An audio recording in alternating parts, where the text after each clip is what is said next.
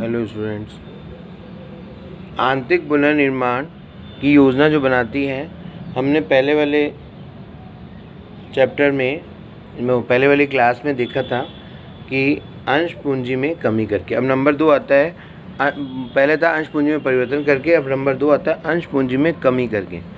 अंश पूंजी में कमी करके भी आप आंतरिक पुनर्निर्माण की योजना बना सकते हैं। अंश पूंजी में कमी भी अंश पूंजी में परिवर्तन का ही एक रूप है, परंतु इसके लिए न्यायालय से अप्रूवल की आवश्यकता होती है। अंश पूंजी में अगर कमी करना होता है तो न्यायालय से अप्रूवल की आवश्यकता होती है, इसलिए इसे अंश पूंजी में परिवर्तन शीर्षक में शामिल नहीं किया गया है।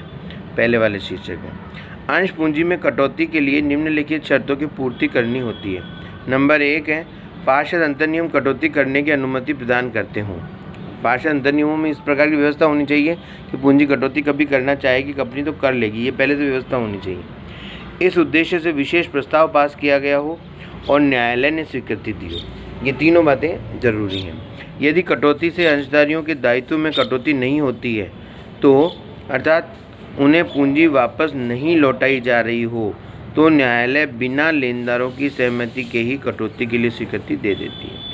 लेकिन यदि पूंजी में कमी करने से अंशधारियों के दायित्व में भी कमी होती है, अर्थात अंशधारियों को पूंजी वापस लौटाई जाती है, तो न्यायालय कंपनी के प्रत्येक लेनदार को सुनने के अवसर प्रदान करती है। मान लीजिए, इसका बात समझ में आ गई होगी आपको कि अगर मतलब उनको वापस पूंजी लौटाई जा रही है शेयर होल्डर्स को, तब तो पहले न्यायालय ने लेनदारों की बात सुनेगा, क्योंकि पहले लेनदार चुकाए जाएंगे। अगर लेनदार नहीं रहेंगे तब बाद में बची हुई जो पूंजी है वो अंशधारी में बढ़ती जाएगी।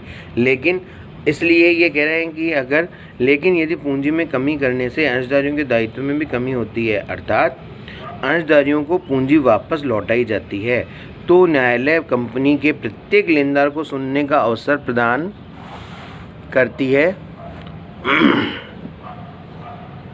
यदि कोई लेनदार अंश पूंजी में कमी का विरोध करता है तो ऐसे लेनदारों की एक लिस्ट बनाई जाती है और कंपनी को यह आदेश दिया जाता है कि या तो इन लेनदारों से अंश पूंजी में कमी के लिए सहमति प्राप्त करें या उनकी संपूर्ण राशि का पहले भुगतान किया जाए, उसके बाद आप अंश पूंजी में कटौती कर सकते हैं, कमी कर सकते हैं। नेक्स्ट है, न्यायालय के आदेश की प्रतिलिपि, अंशों की संख्या, राशि का एक विवरण रजिस्ट्रार के समक्ष भी प्रस्तुत किया जाएगा।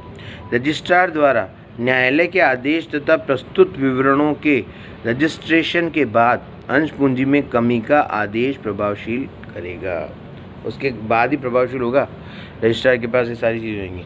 तो ये होता है अंश पूंजी में कमी करने के लिए थोड़ी सी न्यायिक प्रक्रिया की आवश्यकता होती है, वो पूरी कर लीजिए। लेनदार भी उससे नाराज़ नहीं होने चाहिए, उनके आधार पर तभी ये इस प्रकार की अनुमति न्यायालय प्रदान करता है कि आप अंश पूंजी में कमी कर सकते हैं।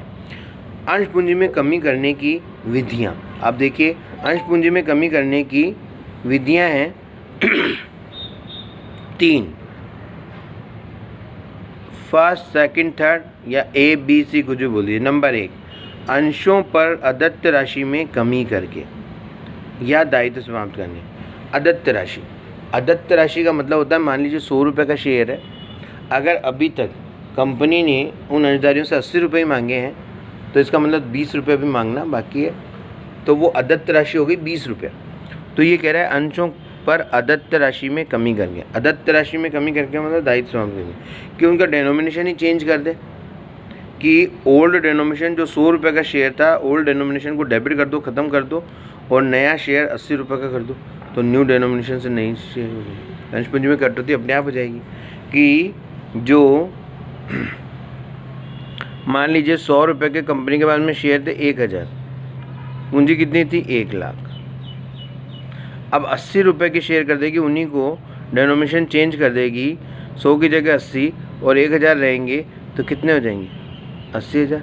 तो ये पूंजी में कमी हो गई ना, 1 लाख से 80,000। तो इस प्रकार अदत्त राशि में कमी करके डेनोमिनेशन ही चेंज कर दे उसका, कि रुपीज़ डेबिट एंट्री कर दे, ₹100 share capital account debit to ₹80 share capital.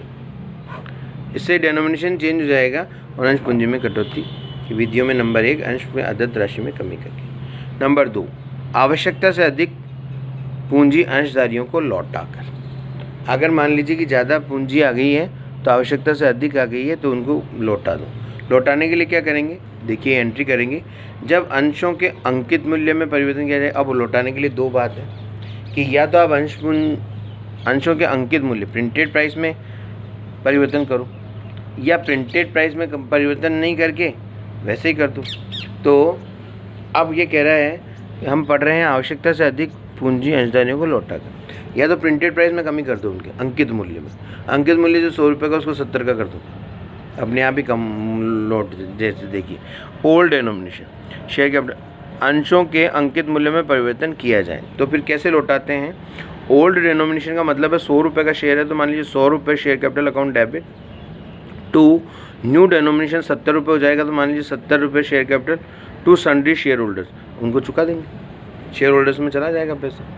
100 रुपये का इस एंट्री का इफेक्ट क्या आएगा कि जो 100 रुपये का शेयर है वो ऊपर हो जाएगा, 70 नीचे आएंगे, 30 रुपये शेयर होल्डर में जाएंगे ना, जिसको हम शेयर होल्डर के लिए जो शेयर होल्डर्स अकाउंट में जो पैसा गया है वो है लौटाई जाने वाली राशि।